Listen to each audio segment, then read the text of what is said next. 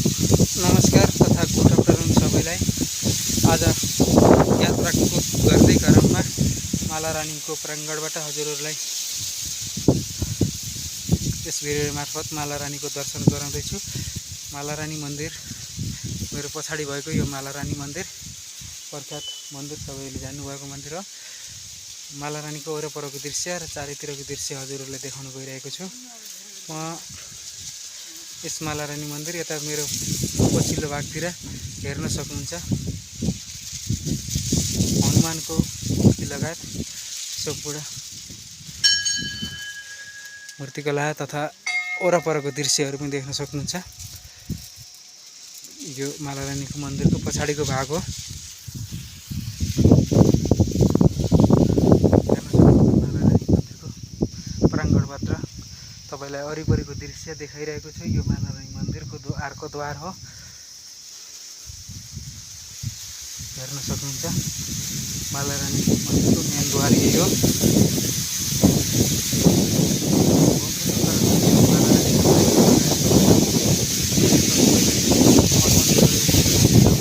मालारानीको अगाडिको मन्दिरबाट हजुरहरूलाई देखाउँदै गइरहेको छु, हेर्न सक्नुहुन्छ। अनि यता हवन कार्य गर्ने हवन कुण्डहरू छ।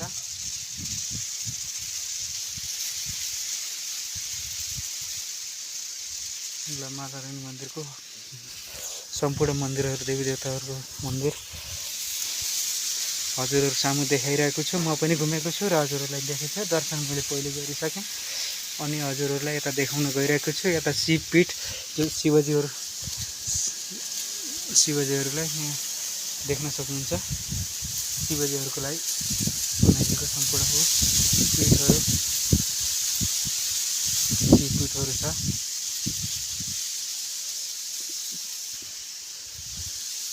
यो गणेश अनि गणेशको वाहन मुसा समेत देख्न सक्नुहुन्छ। शिवलिङ्ग यहाँ छ है। यता शिवजी यहाँ हुनुहुन्छ, हेर्न सक्नुहुन्छ। अनि शिवजीको वाहन पनि हेर्न सक्नुहुन्छ र सम्पूर्ण डम्बरुहरू सब यहीँ देख्न सक्नुभएको छ। अनि शिवजीको त्रिशूल हेर्न सक्नुहुन्छ।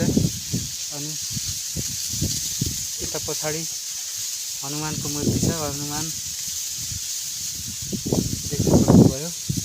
र मालारानीबाट हजुरहरूलाई चारैतिरको दृश्य हजुरलाई देखाएँ, हेर्न सक्नुहुन्छ। भिडियो लामो हुनसक्छ, तर सबै भिडियो मैले हजुरलाई देखाइरहेको छु। यता शिवजीहरूको, यता यहाँ चाहिँ मेन मन्दिर मालारानीको। अनि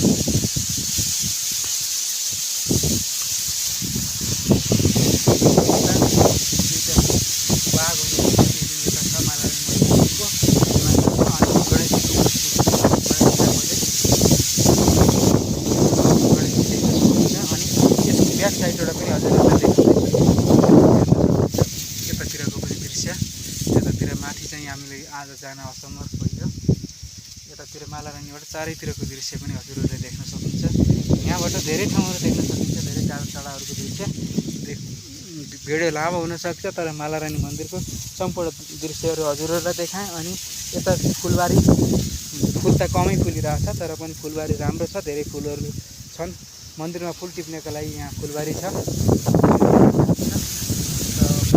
भिडियोबाट बिदा हुन चाहन्छु। अर्को भिडियोमा कुनै ठाउँ देखाउने कोसिस गर्नेछु। यहाँबाट चारैतिरको दृश्य हजुरहरूलाई मैले मालारानी मन्दिरको प्राङ्गणबाट हजुरहरूलाई देखाइसकेँ। चारैतिरको वरिपरिको दृश्य हजुरहरूले देख्न सक्नुहुनेछ। देखाइसकेँ भन्दै यस भिडियोबाट बिदा हुन चाहन्छु। हस्, नमस्कार, धन्यवाद। Good afternoon. सबैले सेयर गर्नु, लाइक, कमेन्ट गर्नु र यस्तै अरू भिडियोहरू पनि हजुरको सामु देखाउनेछु भन्दै यो भिडियोबाट बिदा हुन चाहेँ। हस्, नमस्कार।